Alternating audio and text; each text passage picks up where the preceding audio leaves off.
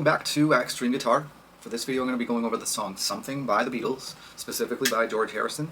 And this song we're in standard tuning, and I just prefer to play it on an acoustic because I just like the way it sounds. You can do it on electric if you want to. And I've adapted it a little bit when I was playing it for that little intro there, but if we just go through the basic chords, and there are really not that many basic chords about this, it's not complex to play, but it's different chord voicings, which is really nice. So right off the bat, we're starting with an F for that pretty iconic riff that's going on, and it's very simple.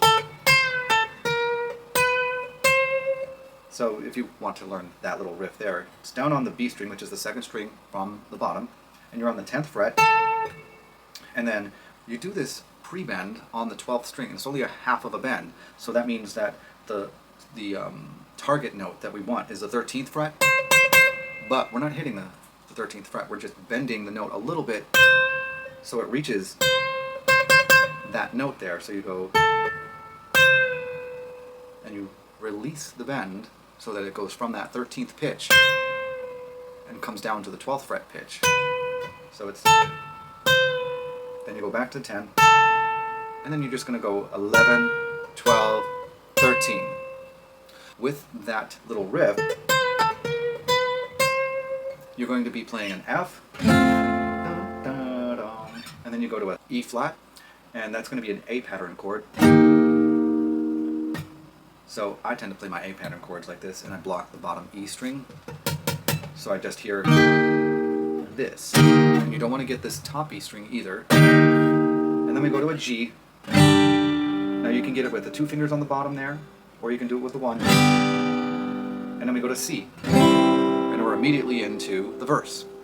And so most of the chords are 4 beats each. 1, 2, 3, 4. Then we go to C major 7. We're taking our pointer finger off to get the C major 7. 1, 2, 3. Now here's the trick with this one here, because it's melodically driven. On the on the 4th beat, we're splitting that in half. We're going to go, so we're going from major 7 to just a regular C major, and then on the 1 beat we're going to be playing the C7, which you add your pinky on the 3rd string from the bottom on the 3rd fret. So again we have 1, 2, 3, 4, so then C major 7, 2, 3, half, half, C7, 2, 3, 4, and we go to F. Now I do the full bar chord, but you can try it this way. And you can go the full 4 beats. What I tend to do is that walk down to the D7. So it actually might even be convenient doing this F this way, and then you just walk down where that ring finger is on that 3rd fret, 3, 2, and then on the open you're going to also hit the full D7 chord, which is, as you see it here, my middle finger is on string 3, fret 2. My pointer finger is on string 2, fret 1, and then my ring finger is on string 1, fret 2. And I'm not going to hit the E string in this because it'll sound terrible, but it is okay to hit the A string. It just kind of fills in this chord sound a little bit more. Technically you're not supposed to, but I don't always follow the rules on that because I like the way the chord sounds. So you have your D7, and from the D7 we go to F for 4 beats. Now you may notice that when I do it, I follow the bass line if I'm playing by myself, so I can get that, because that's what you hear the bass doing in the song. But you can stay on that G for 4 beats. 2, 3, 4. Then we go to the interesting part. We have A minor, and they're just, what I do is this picking. So I'm taking all 4 of my fingers and hitting the bottom 4 strings, starting from the D string down to the bottom E string. And I'm doing what I will just call a pinch, where I'm just, and I'm just grabbing them and pinching them, and then coming right back so that it has this sound. Now what's happening in here is going A minor to A minor major 7, then to an A minor 7. So the string in the middle of all of those 3 chords there is the G string. So you're starting on the 2nd fret of the G, and then you're going to the 1st fret, and then then you're ending up on the open. That's the thing that's going on in there, and the Beatles do that in a lot of their songs, is these little walk downs, whether it's in the bass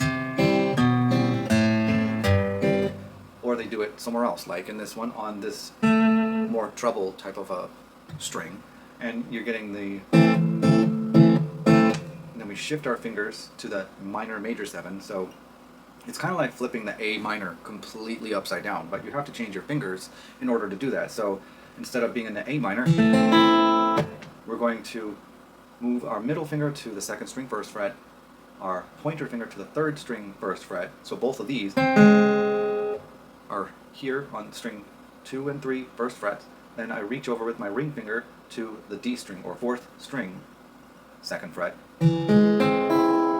and I'm still hitting those bottom 4 strings, so it may take some getting used to jumping to that.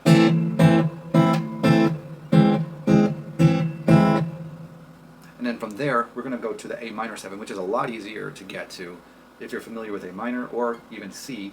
It's especially like a C chord where you just don't have your ring finger in the mix and you have an A minor 7. So A minor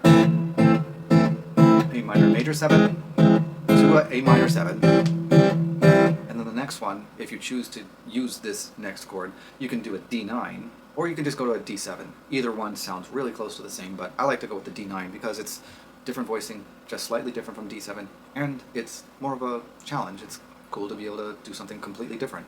So I'm taking this A minor 7 because I like to go in this fingering placement, because you could be doing something like this instead after you've gone, but it's not going to help you if you're going to try to use the D9. So I'm going A minor major 7, then I go to minor 7. Now I'm keeping my fingers here.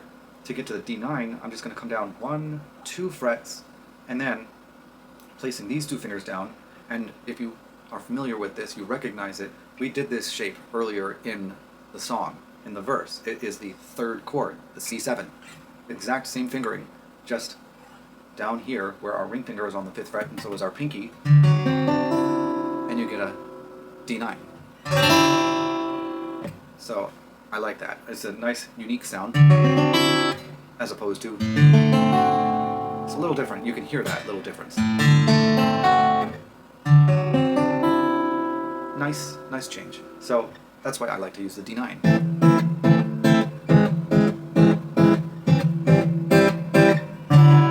And I know that in the song they're actually still doing that little bit of the vamping, let's say. Sometimes though, when I'm playing it acoustic, I like to just ring out the chord. Then we go right back to that turnaround.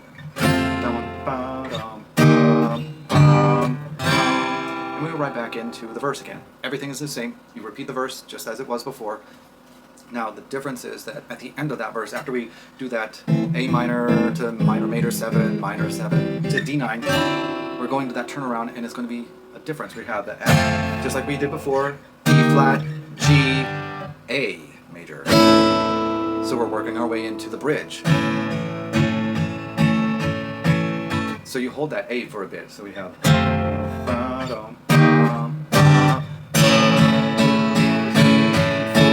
and then we start the actual A of the bridge. You're asking me, will I know? So we have our A,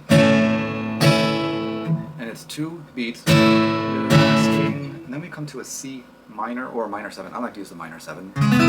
But if you wanted to do a minor, then all you have to do is just have your pinky in here. It is a bar chord. It's a pattern bar chord. If you choose to use the minor 7, it's just a difference of removing that pinky. And it's on the 4th fret. You're not going to hit the bottom E string. Then we go to the F sharp minor 7 for 2, and then right back to the A. I don't. And then we go to D for 2, and then G. I don't know. And that is for 4 beats. And what I do in that there, because they're doing this chromatic walk down. So you don't have to do that. You just hold the A if you choose to. And it's 4 beats, as I said, so you can hold that.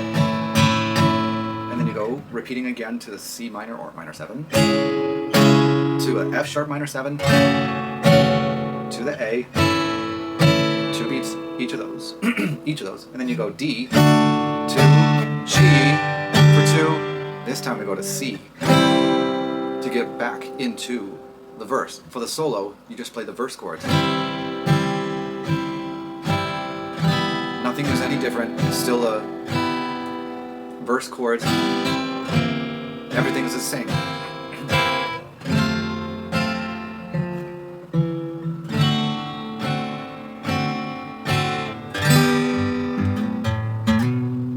And then we have our A minor, minor major 7, minor 7, D9. Back to a verse, the last verse. Exactly the same kind of a progression through the verse. However, the very end of the verse, after this, they get to the turnaround and they do that F, D flat, G, A, and then we repeat that all over again, except we end on C.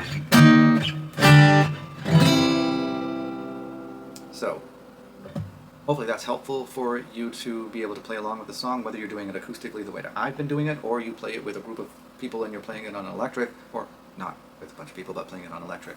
One of the things that I always recommend to my students is to try to play along with the song. It'll help you. It's like having training wheels. It teaches you to keep up with the pace so you don't drag along or move too quickly.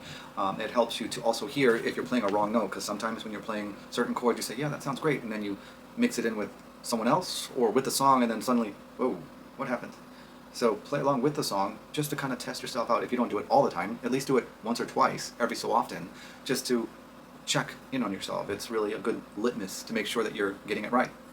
So if you like that video, give me a thumbs up, subscribe to the channel, and stay tuned for other videos.